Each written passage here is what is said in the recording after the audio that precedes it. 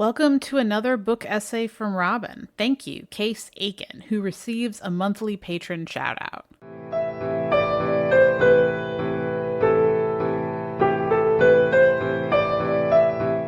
Disability, Identity, and Allegorical Gender in Shades and Silver. This essay contains spoilers for Shades and Silver by Dax Murray. Many attempts at gender allegories in fantasy or sci-fi fall apart because they try to replicate binary gender in an attempt at gender essentialism in different trappings. Shades and Silver deftly avoids this by starting without gender and then never focusing on it. Shades and Silver are a pair of stories set in a world where each person chooses their metals and crafts their horn when they come of age. Shades is about a character recovering from a traumatic brain injury as they undergo a coming-of-age ceremony and how the injury affects their choices in that rite of passage. Silver follows a character who has been through the rite of passage and has their horn, but their horn is fake, and the dissonance caused by that social deception weighs on them.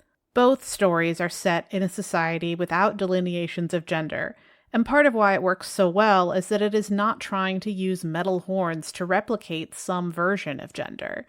Social constructs, like personal identity, social signifiers, and group cohesion are all things that gender facilitates in many parts of our world, but this novella illustrates very well how something else can fill those social needs, especially in a fantasy setting. Instead, in Shades and Silver, the horns are a social signifier, central to a rite of passage, and a way of claiming one's own identity and declaring some aspect of personality to the community. The horns are specifically important for claiming adult identity in this life. This is needed partly because they are reborn into new bodies after death, carrying over only a bracelet made from the melted down metal of their previous horn. Perhaps this rebirth will be in the same clan, but it may be in a distant one where no one remembers any previous version of them.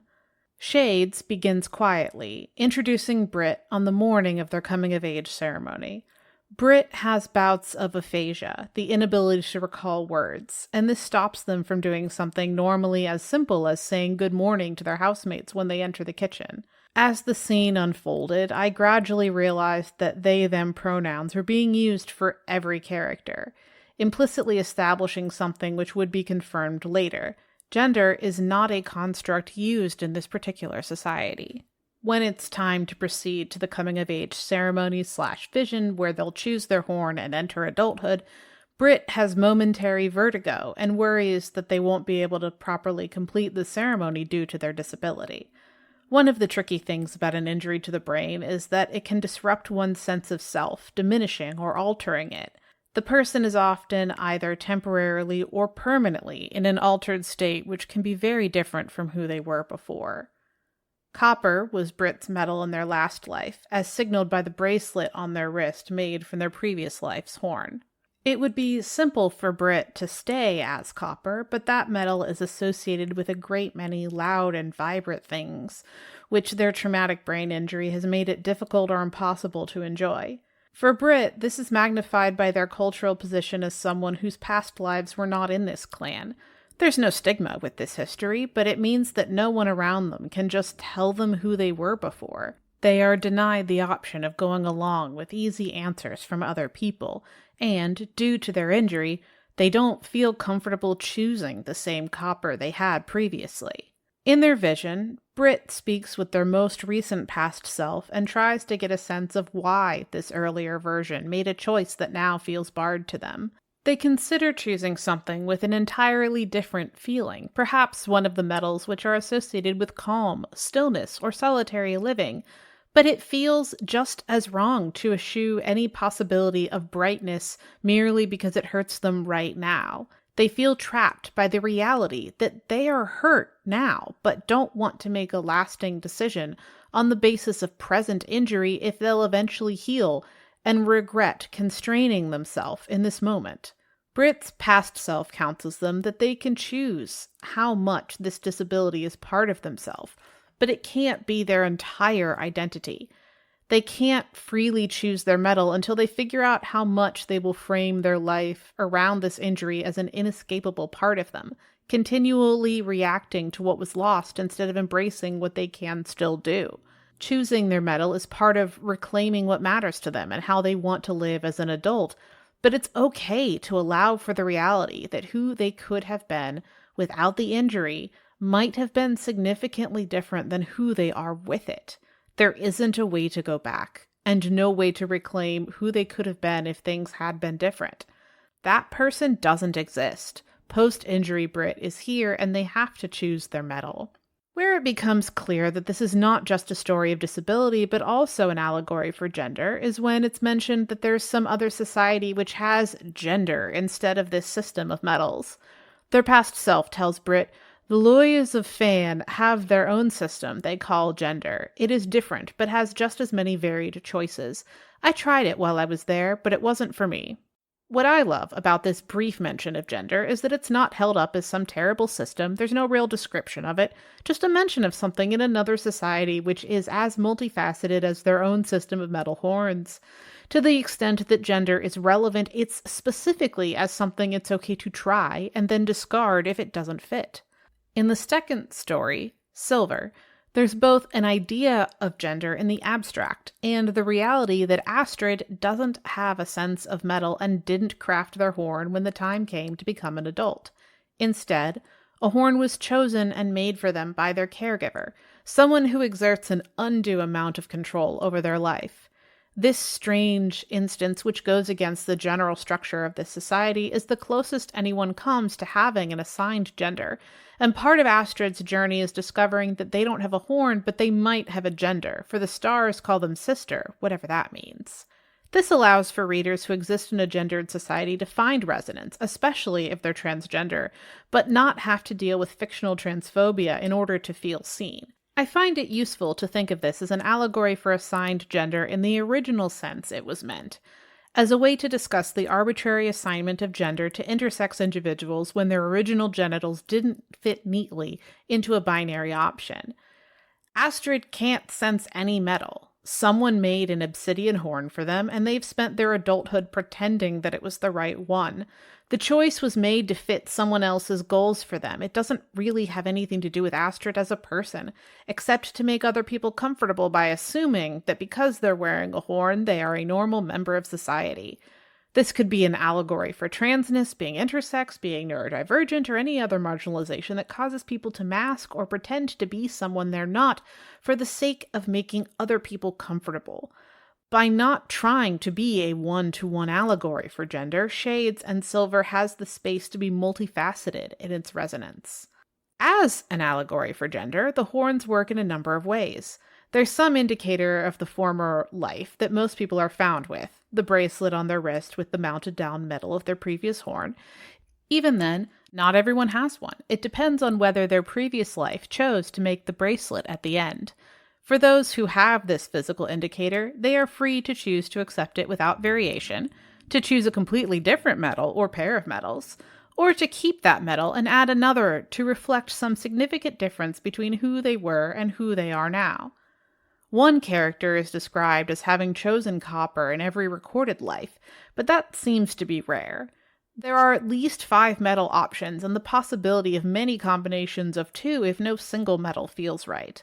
This has parallels to trans, non-binary, or genderqueer identity, but in a setting where nothing was originally assigned at all. Besides possibly Astrid, there are no specifically transgender characters because they didn't have to exit any original gender assignment to claim a new one.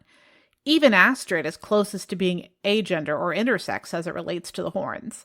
For the same basic reason, no one is cisgender. They're not queer because nothing about this is strange. I could call it a queer norm world, but depending on the context, that might feel more like othering the characters than it does to just say they're all non-binary and it's a book about queerness without quite containing any. Arguing for any exact parallel to gender identities or specific kinds of queerness goes against the idea of the story itself. In Shades and Silver, personal identity is shaped by, but separate from, metals, horns, and injury. The characters are encouraged to figure out their own paths with the guidance of the social structure, but not constrained to follow it. Brit is free to incorporate their change in sense of self post-injury into their chosen metals. making a new horn from copper and silver, not forced to give up all of who they used to be, or could have become without that trauma. Astrid rejects the horn that was placed upon them, choosing to exist without pretending to be like everyone else. It's the kind of story that feels very trans without truly having any trans people in it. Not because the kinds of people who could be trans elsewhere don't exist, but because the social pressures that normally make transness a distinct category aren't in play in this world.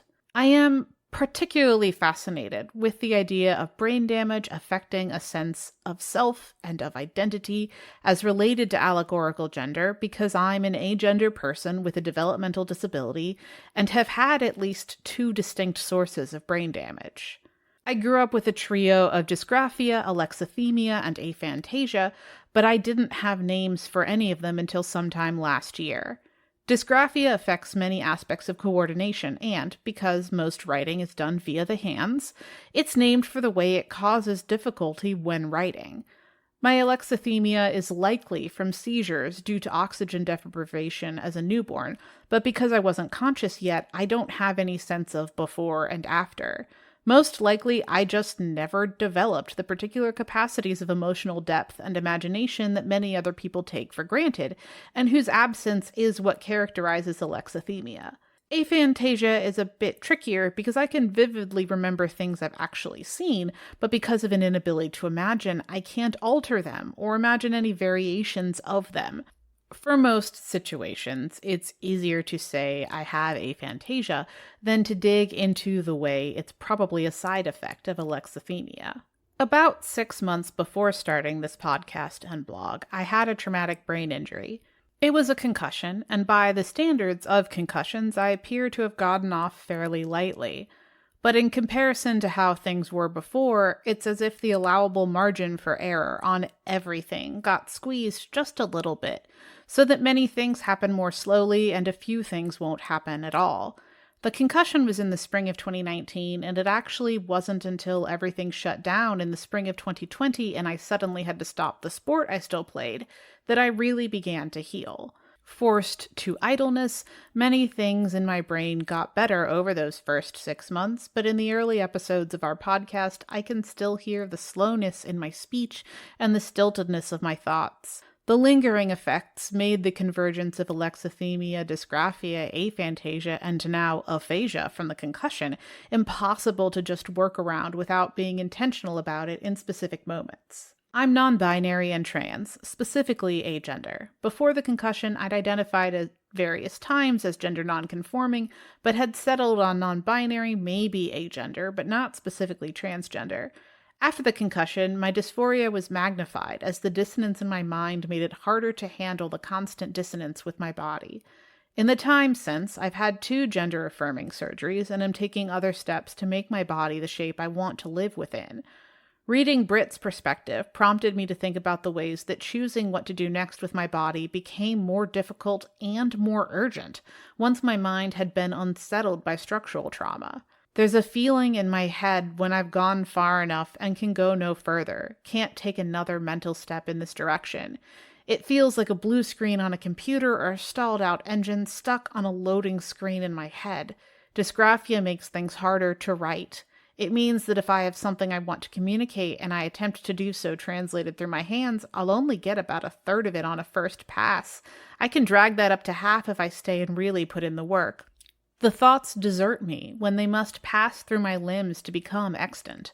But the concussion, for the first time, gave me trouble with aphasia, too. Even or especially when I'm speaking, I can't quite remember the right word. I spent my life before the concussion using verbosity to disguise my difficulties with writing. Now, with dysgraphia winnowing my writing and aphasia stealing my speech, some days I feel squeezed at both ends, bursting with thoughts that can't escape in any form but movement beyond words. On these days, I reread books I love. I walk, I do whatever my current physical activity is. Right now, it's my longsword class or sewing while listening to audiobooks. I seek emotional predictability, where I know the shape of what's coming next, even if it's been barely long enough for me to not remember every little detail. Because I can't imagine, I generally am not bothered by questions of distinction between substance and image. I only have the one I can interact with, never mind whether it's real underneath. This helped me accept that some person who could have existed is gone, and I have to proceed as the person I am now. Britt is trying to figure out how much of them is the same, and whether or not fidelity to that hypothetical but absent self matters. I had to wrestle with this as well over the long months of hiding from light and noise, where anyone talking made my thoughts scatter mid-sentence, like cobwebs before flame. Ultimately, I would have been a different person from a year's worth of experiences, whether or not those experiences had included a brain injury. I would have been just as removed in time from the person I used to be, and I have in fact undergone much more profound alterations of belief and attitude in previous phases of change.